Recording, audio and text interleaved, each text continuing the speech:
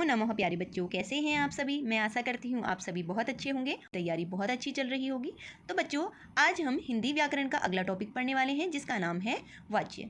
इसमें हम वाच्य क्या होते हैं, इनकी पहचान कैसे की जाती है और वाच्य परिवर्तन कैसे किया जाता है, ये सारी चीज़ें सीखेंगे। तो बच्चों, यदि वाच्य की बात की जाए तो वाच्य वाक्य का ही एक प्रकार है। वाक्य में किसको प्रधानता दी जाती है इसके बारे में बताया जाता है। तो इससे पहले हमने वाक्य चैप्टर पढ़ा था जिसमें हमने शॉर्ट क्वेश्चन आंसर MCQs भी किए थे और उन MCQs का PDF का लिंक भी मैंने अपने डिस्क्रिप्शन बॉक्स में दिया है, जहां पर आप जा करके देख सकते हैं। तो बच्चों, आज की कक्षा शुरू करते हैं। वाच्य की परिभाषा। सबसे पहले हम किसी भी टॉपिक को पढ़ते हैं तो उसकी डेफिनेशन जरूर देखते हैं। वाच्य का शाब्दिक अर्थ है बोलने का विषय। तो वाच्य क्या है बच्चा? बोलने का विषय। मैंने जैसे पहले भी बताया था आपको कि वाक्य में हम किस विषय में बात कर रहे हैं और कौन सा विषय उसमें प्रधान है। वाच्य शब्द अंग्रेजी के वॉइस का हिंदी अर्थ है, हिंदी पर्याय है। अतः क्रिया के जिस रूप से यह पता चले कि उस क्रिया का मुख्य विषय कर्ता है, कर्म है या फिर भाव है, उसे ही वाच्य कहा जाता है। अर्थात बच्चों, जो क्रिया होती है वह कर्ता के अनुसार चल रही है, कर्म के अनुसार चल रही है या फिर भाव के अनुसार चल रही है, उसी को हम वाच्य कहते हैं। तो कुछ उदाहरण देख लेते हैं। जैसे नेताजी सुंदर लग रहे थे। अब देखो बच्चों, यहाँ पर जो कर्ता है वह कौन है? नेताजी। क्योंकि वाक्य में कर्ता क्या होता है? जिसके बारे में बात की जा रही हो या फिर जो उस क्रिया को कर रहा हो। यदि हम क्रिया को देखें तो वह किसके अनुसार चल रही है? कर्ता के अनुसार चल रही है। तो यहाँ पर कर्ता प्रधान वाच्य हो जाएगा। अगला है बाल गोविंद भगत के द्वारा खेती बाड़ी की जाती है। इस वाक्य में यदि हम देखें तो बाल गोविंद भगत क्या है? कर्ता है और वह क्या करते हैं? खेती बाड़ी। अर्थात यहाँ पर जो मुख्य विषय है वह खेती बाड़ी है, अर्थात प्रधान विषय है वह क्या है? खेती बाड़ी, अर्थात कर्म है। तो कर्म के अनुसार ही यहाँ पर क्रिया चल रही है क्योंकि जाति है। तो यहाँ पर बाल गोविंद भगत पुल्लिंग है परंतु खेती बाड़ी क्या है? स्त्रीलिंग है और उसी के अनुसार यहाँ पर क्रिया चल रही है। तो यह कर्म प्रधान हो जाएगा। उससे रोया नहीं जाता। अब देखो बच्चा, यहाँ पर रोने की बात हो रही है। यहाँ पर जो क्रिया है वह भाव के अनुसार चल रही है, तो यहाँ पर हमारा भाववाच्य हो जाएगा। वाच्य के भेद। यदि वाच्य के भेद की बात की जाए तो बच्चों, वाच्य के मुख्यतः दो भेद होते हैं, कर्तृवाच्य और अकर्तृवाच्य। कर्तृवाच्य होता है बेटा जहाँ पर कर्ता प्रधान हो, ठीक है। अकर्तृवाच्य होता है जहाँ पर कर्ता की प्रधानता ना हो। इसी प्रकार से अकर्तृवाच्य के भी दो भेद होते हैं, कर्मवाच्य और भाववाच्य। तो यदि आपका प्रश्न आता है कि वाच्य के मुख्यतः कितने भेद होते हैं, तो आप हमेशा दो लिखोगे, कर्तृवाच्य और अकर्तृवाच्य। यदि क्वेश्चन आया कि अकर्तृवाच्य के कितने भेद होते हैं, तो दो भेद होते हैं, कर्मवाच्य और भाववाच्य। तो इस प्रकार से बच्चों, सबसे पहले हमने वाच्य के भेद पढ़े। तो वाच्य के दो भेद हैं, कर्तृवाच्य, अकर्तृवाच्य। अकर्तृवाच्य भी दो पार्ट में डिवाइडेड है, कर्मवाच्य पर और भाववाच्य पर। तो बच्चों, इन्हीं को हम आगे समझेंगे।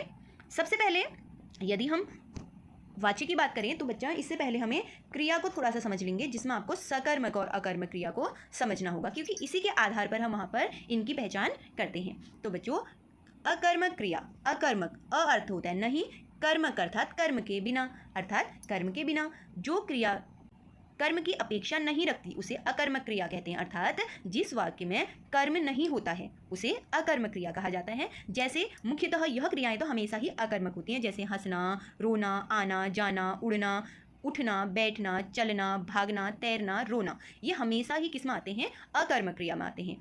तो आगे हम अकर्मक क्रिया को और अच्छे से समझते हैं।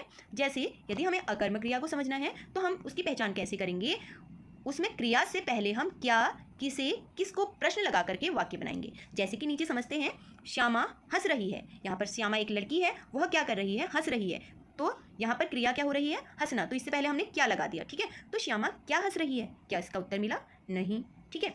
कर्मक क्रिया हो गई। इसके बाद हम पढ़ते हैं, निमीश भाग रहा है, ठीक है। तो निमीश क्या है? कर्ता है और भागना क्या है? क्रिया है। तो हमने भागने से पहले क्या शब्द लगा करके, क्या लगा करके प्रश्न बनाना है। निमीश क्या भाग रहा है या किसे भाग रहा है या किसको भाग रहा है? क्या इसका उत्तर मिला? नहीं मिला। अर्थात यहाँ पर भी हमारी अकर्मक क्रिया हो जाएगी। जैसे कुछ उदाहरण और देख लेते हैं। बालक दौड़ रहा है, ठीक है। तो दौड़ना क्या है बच्चा? क्रिया है। क्रिया से पहले हम ये तीन शब्द लगाएंगे। जैसे बालक किसको दौड़ रहा है? उत्तर नहीं मिला ना।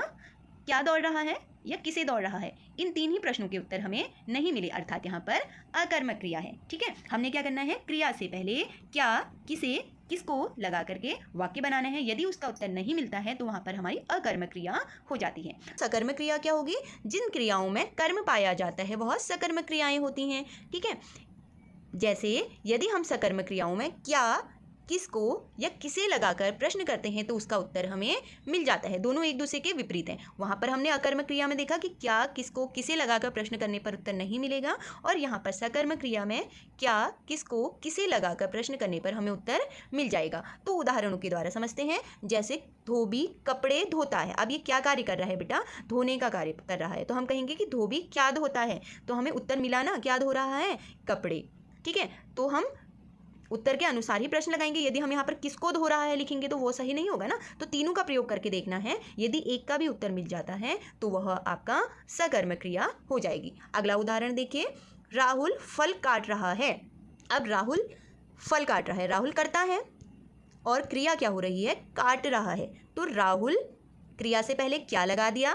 तो क्या काट रहा है? तो राहुल फल काट रहा है। तो हमें उत्तर मिल गया, अर्थात यहाँ पे भी सकर्मक क्रिया है। अध्यापिका बच्चों को पढ़ा रही है।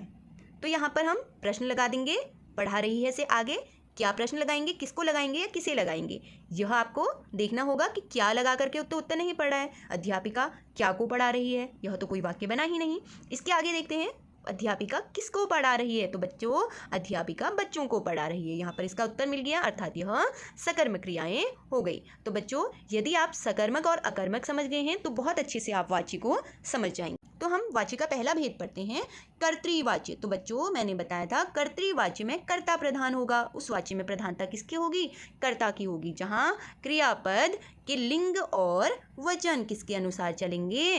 कर्ता के अनुसार चलेंगे। वहाँ पर हमारा कर्तृवाच्य हो जाएगा। देखो बच्चों, इसको हम पढ़ने से पहले कुछ मेन पॉइंट देख लेते हैं, मुख्य बिंदु देख लेते हैं। जैसे क्रिया का लिंग वचन कर्ता के अनुसार होगा। किसके अनुसार होगा? कर्ता के अनुसार। कर्ता के आगे ने का कारक चिन्ह या शून्य कारक चिन्ह होगा। तो कर्ता का जो कारक चिन्ह है वह क्या है? ने। कर्ता ने। तो ने कारक चिन्ह आएगा या तो वह शून्य होगा, अर्थात कोई भी कारक चिन्ह ही नहीं होगा। क्रिया सकर्मक और अकर्मक दोनों ही हो सकती है। मोस्ट इंपोर्टेंट जो आपका पॉइंट है बच्चा वो है कि कर्ता के साथ से, द्वारा या के द्वारा का प्रयोग नहीं होगा। ये सबसे मोस्ट इंपोर्टेंट आपका पॉइंट है कि कर्ता के बाद से, द्वारा या के द्वारा यह नहीं आएंगे। बच्चे विद्यालय जाते हैं में ना तो से आ रहा है, ना द्वारा आ रहा है और ना ही के द्वारा आ रहा है, अर्थात यह सीधा सीधा हमारा कर्तृवाच्य हो जाएगा। ठीक है, सबसे पहली पहचान और सबसे मोस्ट इंपोर्टेंट जो पहचान है इसकी, सबसे ज़रूरी जो पहचान है इसकी वह है कि कर्ता के बाद से, द्वारा या के द्वारा का प्रयोग नहीं होगा। कर्तृवाच्य को हम उदाहरण के द्वारा और भी अच्छे से समझते हैं। जैसे विद्यालय जाते हैं। ठीक है, तो बच्चे में क्या है बेटा? बहुवचन है। क्या है? बहुवचन। तो जाते हैं, जाना क्या है? एक क्रिया है। जाते हैं, तो यहाँ पर भी क्या हो रहा है? बहुवचन आ रहा है ना। तो इसी के अनुसार यदि हम कर्ता को बदल दें, यहाँ पर बच्चा लिख दिया तो यहाँ पर जाता है हो जाता है। बच्चा विद्यालय जाता है, अर्थात यहाँ पर भी कर्ता के अनुसार हमारी क्रिया परिवर्तित हो रही है। मैंने एक पॉइंट आपको बताया था कि यदि हम कर्ता के बाद द्वारा, के द्वारा या से लगा हुआ नहीं देखते हैं तो वहाँ पर हमारा सीधे सीधे कर्तृवाच्य हो जाएगा। उससे आप और भी ज़्यादा आसानी से समझ सकते हैं।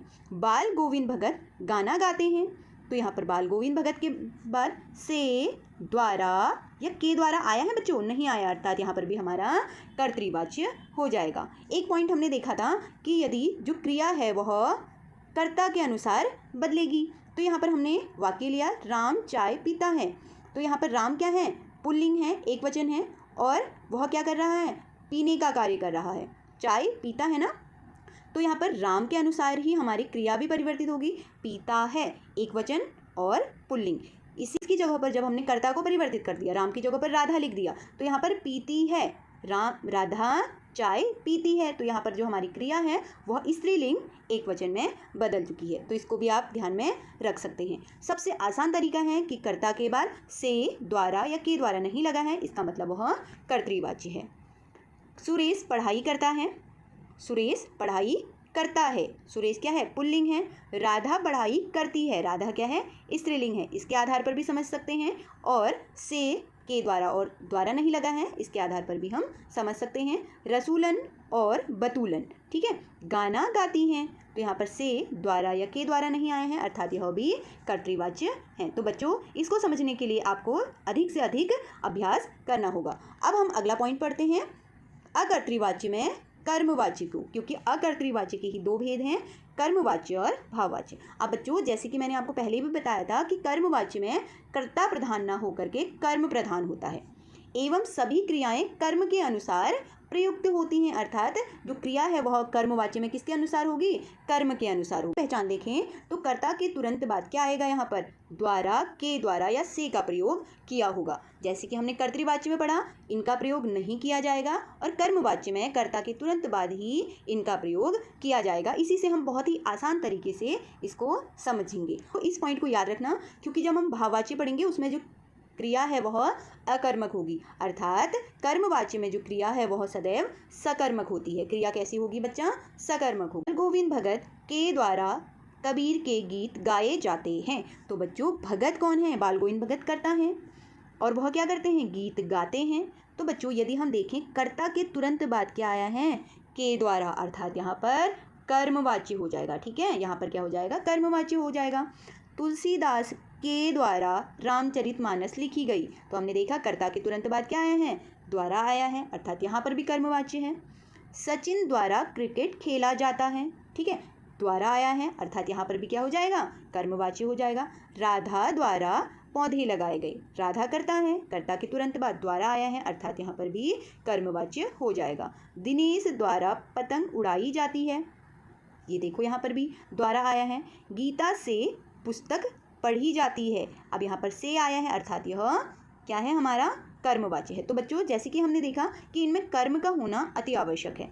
यदि भगत की बात करें, यह क्या है, कर्ता है, और कबीर के गीत, यह क्या है, कर्म है। यहाँ पर रामचरितमानस कर्म है, यहाँ पर क्रिकेट कर्म है, यहाँ पर पौधे कर्म है, यहाँ पर पतंग कर्म है, और यहाँ पर पुस्तक कर्म है। भाववाच्य बढ़ते हैं। भाववाच्य में बच्चों कर्ता और कर्म दोनों की अपेक्षा भाव की प्रधानता होती है। जो क्रिया है वह किसके अनुसार परिवर्तित होगी, भाव के अनुसार परिवर्तित होगी। तो बच्चों आगे हम पढ़ेंगे भाववाच्य। भाववाच्य में कर्ता और कर्म की अपेक्षा भाव की प्रधानता होती है। यहाँ पर जो क्रिया है वह भाव के अनुसार परिवर्तित होती है। तो बच्चों इसमें भी हम कुछ मुख्य बिंदु देख लेते हैं, मेन पॉइंट देख लेते हैं।